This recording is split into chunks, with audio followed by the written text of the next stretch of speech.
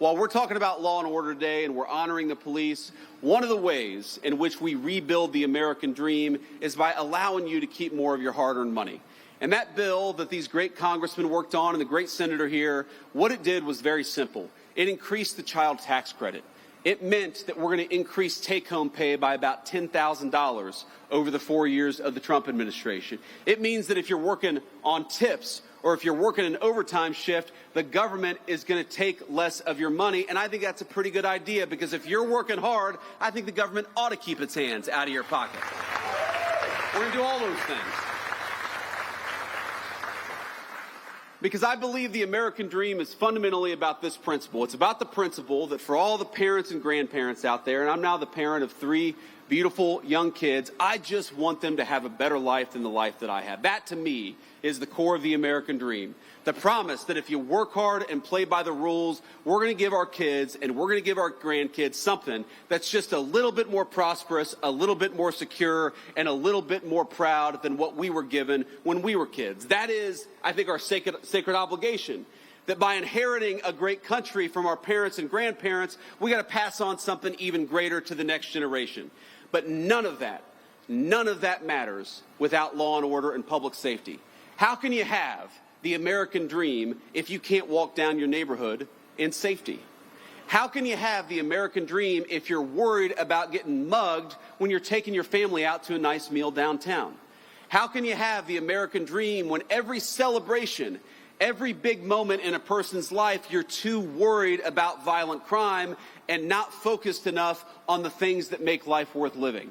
One of the things that we have got to get back to remembering is that if we want to preserve the American dream, we've got to preserve the right of everybody, rich or poor, to live in safety and security in their neighborhoods. You know, when I grew up in Middletown, Ohio in the 90s, we didn't have a whole lot of money.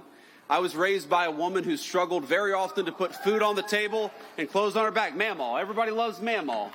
Most of all me.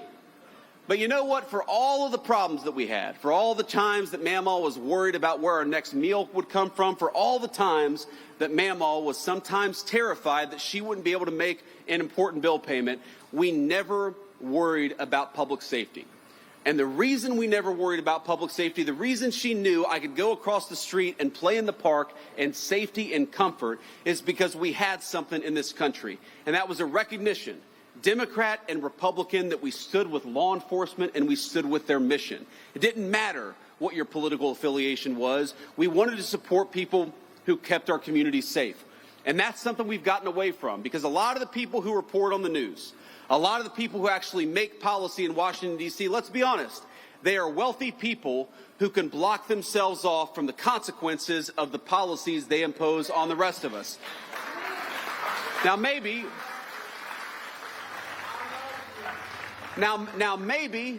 they've never had to call a police officer because they can call a private security guard. Maybe they've never had their home broken into because they live behind a gated community. Maybe they don't have to worry about walking down the streets of a city safely because they've got a driver in a big fancy car who can take them from point A to point B, but that is not true of the gross majority of our citizens. So I want to tell you, when I talk about protecting the American dream, when President Trump talks about fighting for the American dream, at the very top of that list is fighting for your ability, whether you're rich or poor, to be safe in the home that you love. It is our sacred obligation. It's their sacred obligation, and we're going to work for it every single day. God bless you. Thank you for having me. Information. Truth is freedom. Is Newsmax. It's real news for real people.